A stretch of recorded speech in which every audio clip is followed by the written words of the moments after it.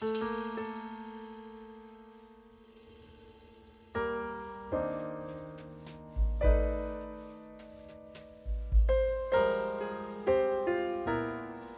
পরে আবারও চলে যাচ্ছি রাজশাহী শ্বশুর বাড়িতে। আজকে আমাদের টিম মেম্বার পলাশ ভাইয়ার ওরফে ডার্ক চকলেট ভাইয়ার বার্থডে, তো ভাবলাম টুকটাক একটু রেডি হই। তো আমি একটা সুতির সুন্দর 3 পিস পরেছি। এই গরমে সুতি ছাড়া আমি আর অন্য কিছু দেখতে পাচ্ছি না, মানে এত বেশি গরম পড়েছে এবার আল্লাহ।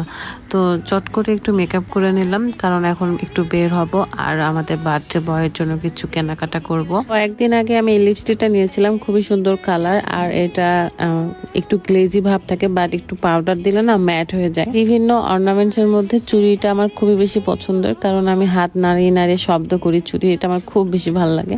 তারপর চলে গেলাম স্টাইল প্রোতে, দেখা যাক কি নেওয়া যায়, শার্ট নাকি পাঞ্জাবি। তো রাধা চুজ করছিল, তার কাছে মনে হয়েছে পাঞ্জাবিটা দিলে বেশি ভালো হবে। তো সে 2টা কালার পছন্দ করেছিল, আমাকে বললো কোনটা বেশি ভালো লাগছে দেখো। তো তারপর আমার মনে হলো এই ব্লু টাইপের কালারটাই মনে হয় বেশি ফুটতেছে, বেশি ভালো লাগবে। তো রাত বলছে পলাশকে, মানে আমাদের বার্থডে বয়ের নাম কিন্তু পলাশ, তো পলাশ ভাইয়াকে ওই কালারটা বেশি যাবে, তাই ওইটাই নিলাম। আর স্টাইল প্রোতে আসলে অনেক ধরনের কালেকশন আছে। আয়না থাকবে আর বিধি যাবে না, তা কি হয় নাকি? মানে আয়না থাকবে আর প্রত্যেকটা মেয়ে কিন্তু আয়নার সামনে যে এরকম একটু ঢং করবে, আর আমিও তাই করছিলাম।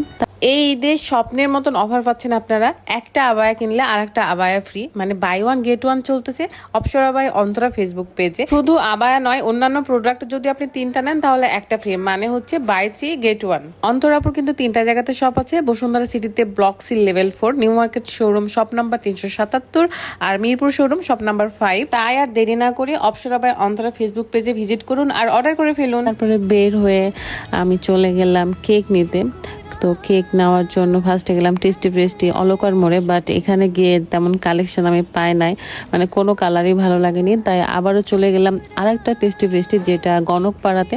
সেখানে গিয়ে দেখলাম এখানকার কালেকশনগুলো ভালো লাগছে মোটামুটি। রাত কি লিখতে দিলা এখানে? আমার দোষ নাই। না না, বলো কি লিখতে দিলা? খুব দাঁত কেলাচ্ছ।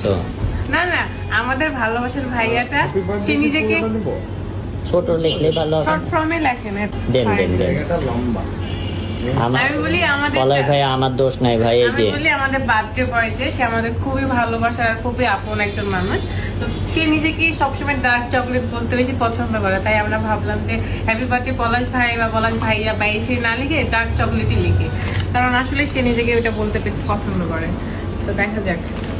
এই তো আমাদের কেক আলা ভাইয়া সুন্দর করে লিখে দিচ্ছিল যে হ্যাপি বার্থডে আমাদের ডার্ক চকলেট। আমরা এই কারণে চকলেট কেকই নিয়েছিলাম, যে চকলেট কেকটা আসলে ভাল লাগে, রাদের খুব পছন্দ। তো এখানে আরো আইটেম ছিল, সেগুলো একটু দেখিয়ে দেওয়ার চেষ্টা করলাম। তারপরে ইফতারি আইটেমে চলে গেলাম, আমরা সবাই একসাথে হয়ে গেলাম। ইফতারিতে ভালোই আইটেম ছিল, তো যার বার্থডে সেই আমাদেরকে ট্রিট দিচ্ছিল আজকে, মানে ইফতারি করাচ্ছিল। আর এই তো আমাদের বার্থডে বয় পলাশ ভাইয়া। এই মুহূর্তে সবাই আমরা ইফতারির জন্য ওয়েট করছিলাম সবাই মিলে, আর আলহামদুলিল্লাহ আমরা সবাই মিলে খুব বেশি মজা করে ইফতারিটা খেয়েছি।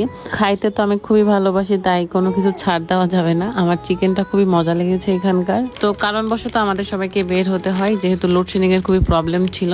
তো আমরা কেকটা নিয়ে অন্য জায়গায় যাই আর কেকটা কাটার জন্য সবাই রেডি হই।